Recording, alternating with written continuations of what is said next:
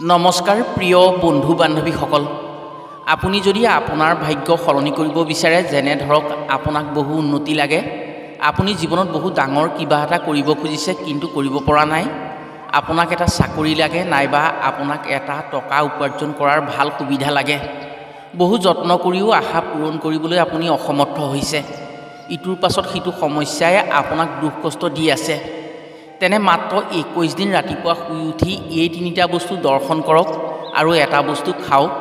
আপোনাৰ কপালত ইমানেই সৌভাগ্য আহিব, সেই সৌভাগ্যই আপোনাক সকলো আশা পূৰণ কৰি দিব। আধ্যাত্মিক শাস্ত্ৰ আৰু তন্ত্ৰশাস্ত্ৰৰ মতে যিজনে ৰাতিপুৱা শুই উঠি 21 দিন প্ৰথমে এই তিনিটা বস্তু দৰ্শন কৰে আৰু এটা বস্তু খায়, তেওঁৰ ক্ষেত্ৰত কোনোদিন দুখ কষ্ট আহিব নোৱাৰে। স্বয়ং শ্ৰীকৃষ্ণৰ মতে এই তিনিটা বস্তু পুৱা শুই উঠি দৰ্শন কৰিলে দুৰ্ভাগ্যই কেতিয়াও আমনি কৰিব নোৱাৰে, লগতে কোনোদিন দুখ দৰিদ্ৰতা ওচৰ চাপিব নোৱাৰে।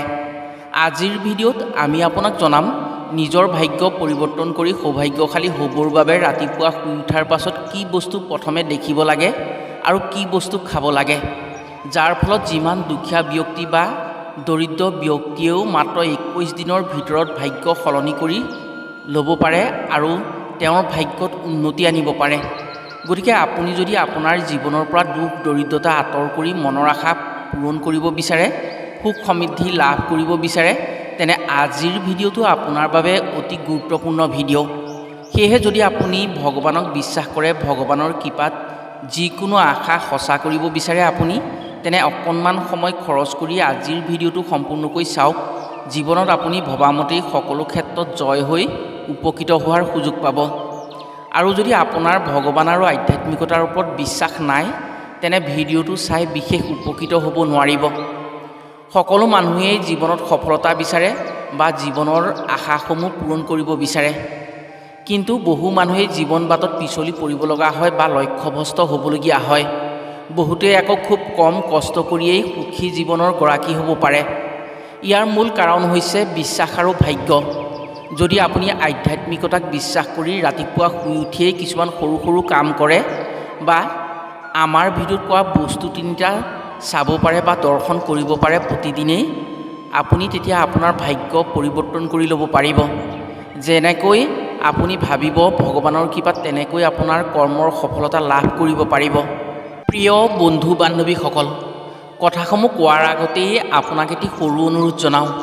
ভিডিঅ'টো যদি ভাল পায় তেনে এটা লাইক কৰাৰ লগতে কমেণ্ট বক্সত ভগৱান শ্ৰীকৃষ্ণক ভক্তি কৰি জয় শ্ৰীকৃষ্ণ বুলি লিখিবলৈ কেতিয়াও নাপাহৰিব। কাৰণ ভগৱানৰ কৃপাৰ অবিহনে আপুনি কেতিয়াও সুখী হ'ব নোৱাৰে আৰু আশা পূৰণ কৰিব নোৱাৰে। লগতে আমাৰ চেনেললৈ যদি প্ৰথম আহিছে তেনে চেনেলটো ছাবস্ক্ৰাইব কৰাৰ লগতে অন্য 10জনে উপকৃত হোৱাকৈ ভিডিঅ'টো শ্বেয়াৰ কৰিবলৈ অনুৰোধ জনালোঁ। যদি আপুনি 21 দিন একেৰাহে এই তিনিটা বস্তু দৰ্শন কৰি এটা বস্তু খাব পাৰে, তেনে আপোনাৰ কৰ্মক্ষেত্ৰত সাংঘাতিক উন্নতি আহিব। সামাজিক স্তৰত আপোনাৰ মান মৰ্যাদা বৃদ্ধি হ'ব, পাৰিবাৰিক ক্ষেত্ৰত সুখ শান্তি আহিব আৰু যিবোৰ সফলতা আপুনি আগতে পোৱা নাছিল, যিবোৰ সফলতা আপোনাৰ কল্পনাৰো অগোচৰ আছিল, তেনেবোৰ সফলতা আপোনাৰ বাবে আহিব আৰু আপুনি সুখী হৈ পৰিব। আটাইতকৈ ভাল লগা কথাটো হৈছে মাত্ৰ 21 দিন এই কাম কৰাৰ পাছত আপুনি সম্পূৰ্ণ প্ৰমাণ পাই যাব। 21 দিনৰ ভিতৰত আপুনি ভাবিব নোৱাৰা পৰিৱৰ্তন আপোনাৰ জীৱনলৈ আহিব। ধনে ধানে আপোনাৰ জীৱন পৰিপূৰ্ণ হৈ পৰিব। এয়া কোনো যাদু বা তন্ত্ৰ নহয়, এয়া হৈছে আধ্যাত্মিকতাৰ এক আচৰিত শক্তি, যি শক্তিৰ জৰিয়তে আপুনি ভগৱানৰ বিশেষ কৃপাৰ দ্বাৰা সম্পূৰ্ণ আশা পূৰণ কৰিব পাৰিব। মাত্ৰ বিশ্বাস আৰু সততাৰে 21 দিন এই কাম কৰক। আপুনি যি বিচাৰিব সেই বস্তু আপোনাৰ হৈ পৰিব। যিসকলে জীৱনত কিবা এটা কৰাৰ হেঁপাহ মনত পুহি ৰাখিছে, যিসকলে নিজৰ উন্নতি বিচাৰে, যিসকলে পঢ়া শুনা কৰি আছে, তেওঁলোকৰ বাবেও এই ভিডিঅ'টোৰ আৱশ্যকীয়তা অত্যন্ত বেছি। ইয়াৰ উপৰিও যি দৈনন্দিন জীৱনত উন্নতিৰ বাবে সংগ্ৰাম কৰি আছে, যিসকলে ব্যৱসায় বাণিজ্যৰ সৈতে জড়িত হৈ আছে, যিসকলে জীৱনত সুখ শান্তিৰ আশা কৰে, তেওঁলোকেও যদি 21 দিন এই তিনিটা বস্তু ৰাতিপুৱা শুই উঠি দৰ্শন কৰিব পাৰে আৰু এটা বস্তু খাব পাৰে, তেওঁলোকো সাংঘাতিকভাৱে উপকৃত হ'ব পাৰিব। শাস্ত্ৰত এনে কিছুমান নিয়ম আছে, যদি সেইবোৰ সঠিক সময়ত পালন কৰিব পৰা হয়, তেনে জীৱনৰ সমস্ত দুখ কষ্ট যন্ত্ৰণা পীড়া অৰ্থ সংকটৰ পৰা মুক্ত হ'ব পৰাৰ লগতে জীৱনৰ পৰা হেৰুৱা সুখ শান্তি ঘূৰাই আনিব পৰা হয়। ইয়াৰ উপৰিও যদি তিনিটা বস্তু প্ৰতিদিনে শুই উঠি দৰ্শন কৰে, তেনে জীৱনৰ সকলো দুখ কষ্ট বাধা বিঘিনি আঁতৰি পৰমাত্মাৰ কৃপাত সৌভাগ্যশালী হৈ আশা পূৰণ কৰিব পাৰিব। ঠিক একেদৰেই জানি বা অজানিতে কৰা সকলো দোষ পাপৰ পৰাও পৰিত্ৰাণ পাব পাৰিব।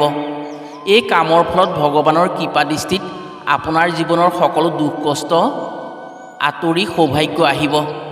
স্বয়ং ভগৱান শ্ৰীকৃষ্ণৰ মতে মনুষ্যই যদি ৰাতিপুৱা শুই উঠি তিনিটা বস্তু দৰ্শন কৰে, লগতে এটা বিশেষ বস্তু খাব পাৰে, তেনে জীৱনৰ পৰা ৰোগ ব্যাধি নাশ হোৱাৰ লগতে সেই মনুষ্যই ইহকাল পৰকালত ভগৱানৰ সান্নিধ্য লাভ কৰিব পাৰে আৰু সৌভাগ্যশালী হ'ব পাৰে। প্ৰথম বস্তুটো হৈছে, যেতিয়া আপুনি ৰাতিপুৱা শোৱাৰ পৰা উঠিব, তেতিয়া ভুলতো তৎক্ষণাত মাটিত ভৰি নিদিব। শাস্ত্ৰ অনুসৰি মাটিক আমি মাতৃজ্ঞান কৰি প্ৰণাম জনাইহে ৰাতিপুৱা প্ৰথম ভৰি মাটিত দিব লাগে। যেতিয়া আপুনি ৰাতিপুৱা সাৰ পাব, 1 মিনিট সময় বিচনাতে আপুনি ধৰিত্ৰী আইক মনতে ক্ষমা প্ৰাৰ্থনা কৰিব আৰু ক'ব, হে আই মাতৃ, আমাক নিজৰ সন্তান বুলি ক্ষমা কৰিবা। তোমাৰ বুকুত বিচৰণ কৰাৰ এটা নতুন দিনৰ সুযোগ পাইছোঁ, সেয়েহে তোমাক শতকোটি প্ৰণাম জনাইছোঁ। আহিবলগীয়া দিনটোত যাতে তোমাৰ বুকুত যি কাম কৰোঁ তাৰ উন্নতি দিবা আৰু সকলো বিপদ বিঘিনিৰ পৰা ৰক্ষা কৰিবা। এই বুলি কৈ পুৰুষসকলে প্ৰথমে সোঁ ভৰিটো মাটিত দিব লাগে আৰু মহিলাসকলে বাওঁ ভৰিটো প্ৰথমে মাটিত দিব লাগে। যদি কোনো পুৰুষ মহিলাই প্ৰতিদিনে ৰাতিপুৱা শুই উঠি প্ৰতিটো দিনৰ আৰম্ভণি এনেদৰে কৰিব পাৰে, তেনে ধৰিত্ৰী আইৰ কৃপাত সকলো বিপদ বিঘিনি মুক্ত হৈ উন্নতিৰ শিখৰত আগুৱাব পাৰিব। আই ধৰিত্ৰীৰ বুকুত যি কাম কৰিব, সকলোতে বিপদমুক্ত হৈ সৌভাগ্যশালী হৈ পৰিব। প্ৰতিটো দিন আপোনাৰ বাবে সুন্দৰ আৰু সফলতাৰ দিন হৈ আহিব। দ্বিতীয়তে, ৰাতিপুৱা আপুনি শোৱাৰ পৰা যেতিয়া উঠিব, 2 হাতৰ তলুৱা দৰ্শন কৰিব লাগিব।